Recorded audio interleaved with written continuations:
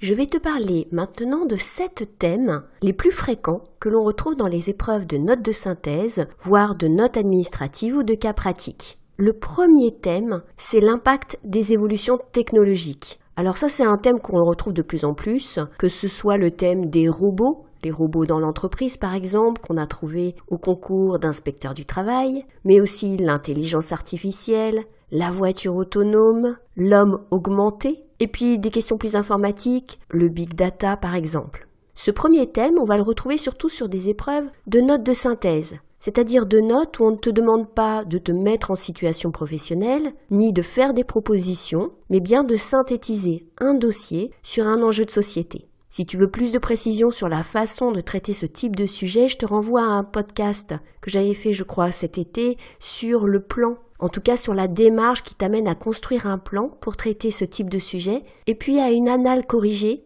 d'un sujet d'inspecteur de la consommation, de la concurrence et de la répression des fraudes qui avait porté sur l'ubérisation de la société. Donc voilà pour le premier thème, l'impact des évolutions technologiques. Le deuxième thème, de plus en plus fréquent, on s'en doute, la transition écologique. Alors on commence à le retrouver dans des concours, par exemple sur l'économie circulaire, qui a fait l'objet d'une feuille de route gouvernementale l'année dernière, des sujets sur la lutte contre la pollution atmosphérique que l'on retrouve au concours d'inspecteurs du permis de conduire, ça ne s'invente pas, des sujets sur l'enjeu de la transition énergétique. On pouvait s'y attendre, c'est bien un des thèmes à la mode, et pour cause, et on le retrouve dans les 10 thèmes à maîtriser que je t'avais cités dans un précédent podcast. Ce qu'on ne retrouve pas, et qui me semble pourrait peut-être faire l'objet d'une note de synthèse l'année prochaine, c'est la lutte contre la désinformation. Alors là, on ne le retrouve pas du tout encore, mais sait-on jamais. Alors troisième thème, la lutte contre les discriminations. On le trouve surtout sous l'angle de l'égalité professionnelle entre les femmes et les hommes, dans de nombreux concours, et également sur le thème de l'accessibilité et de l'insertion des personnes handicapées, que l'on a trouvé par exemple dans un concours de secrétaire de chancellerie, donc un concours catégorie B organisé par le ministère des Affaires étrangères cette année.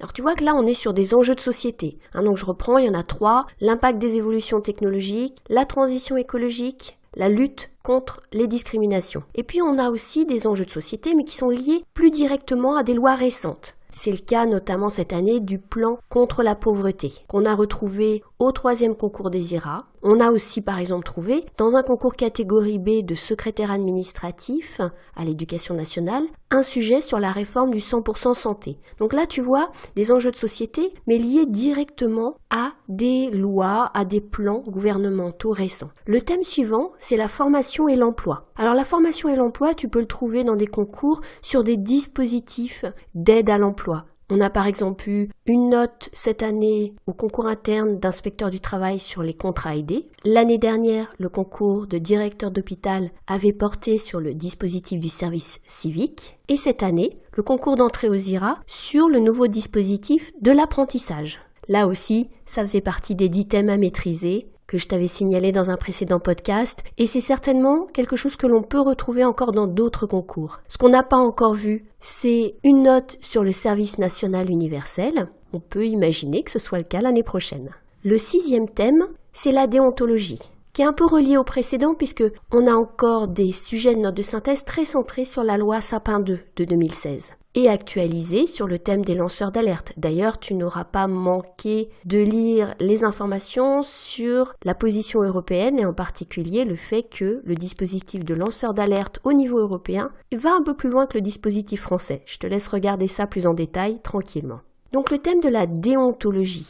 Sur les lanceurs d'alerte, on peut le trouver sur des notes de synthèse, donc comme je le disais tout à l'heure, sans proposition, sans mise en situation professionnelle. Ça a été le cas en 2018 au concours interne d'inspecteur des douanes, mais on peut le trouver également dans des notes avec mise en situation professionnelle et avec proposition, ce qu'on appelle en général des notes administratives, voire des cas pratiques. On a par exemple trouvé un sujet sur la déontologie des agents de la fonction publique au concours de rédacteur territorial en 2017. Il s'agissait de proposer une évolution du règlement intérieur au vu justement de la loi Sapin 2. Et enfin, on a un thème qui est directement lié à l'enjeu de la modernisation des services publics. Ça va être des notes sur les services publics numériques, par exemple, que l'on a pu trouver au concours de directeur des services de greffe en 2018, sur le thème de l'utilisation des outils numériques par les agents de la fonction publique, et puis on a des thèmes liés à l'organisation du travail dans la fonction publique, par exemple la réduction de l'absentéisme, que l'on a eu au concours interne d'ingénieur en chef territorial en 2018, et l'organisation du temps de travail, en particulier dans la fonction publique territoriale où on sait qu'il y a de grandes disparités entre collectivités.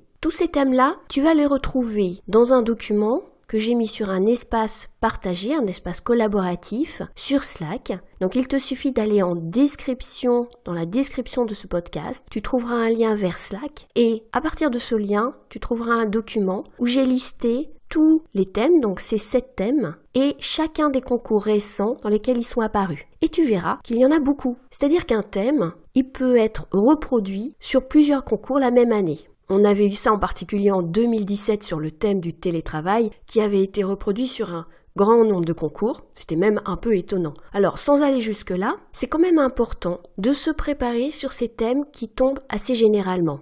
Alors tu peux me dire, oui, mais le principe de l'épreuve, c'est d'utiliser seulement les documents qu'on te donne dans le dossier. On ne te demande pas de connaissances préalables. Alors à quoi ça sert de se préparer sur les thèmes les plus fréquents ? D'abord, c'est un bon entraînement. Il faut se tenir au courant des débats, il faut se tenir au courant des positions soutenues par la France, des choix faits en termes de politique publique. Ça te prépare d'une manière générale à savoir analyser une politique publique. Et puis si jamais tu tombes sur un sujet que tu as déjà traité en t'exerçant, même si tu dois bien respecter la règle de n'utiliser que les documents et les informations qu'on te donne le jour de l'épreuve, tu te sentiras plus à l'aise. Quand j'ai eu des étudiants qui sont tombés sur le thème de l'économie circulaire qu'on avait préparé ensemble, bah oui, c'était quand même plus facile. Dans certains cas, ça va même être déterminant. J'avoue que le sujet du concours des IRA, concours interne de la note administrative sur l'apprentissage cette année, était présenté de telle façon que sans connaître la réforme,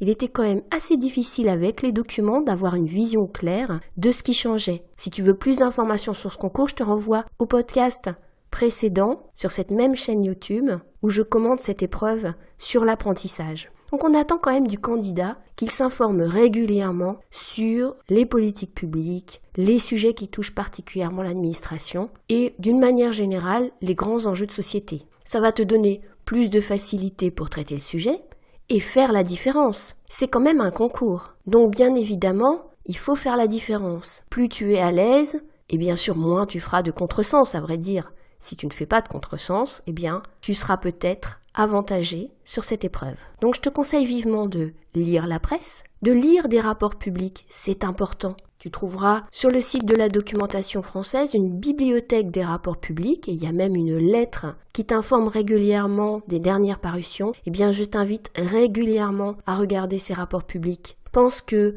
les organisateurs des concours s'appuient aussi sur ces documents pour faire les sujets des concours. Et puis donc, entraîne-toi, traite l'un de ces sujets. Donc on a vu là 7 thèmes, pourquoi pas un sur chaque thème.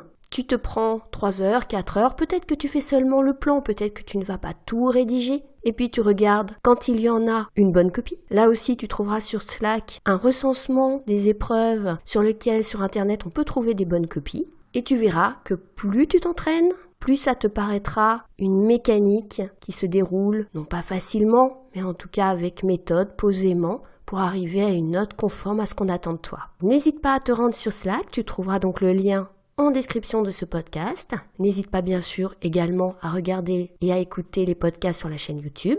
Et puis il me reste à te souhaiter bon courage pour les prochains concours que tu vas passer. À bientôt sur Slack et à bientôt sur YouTube.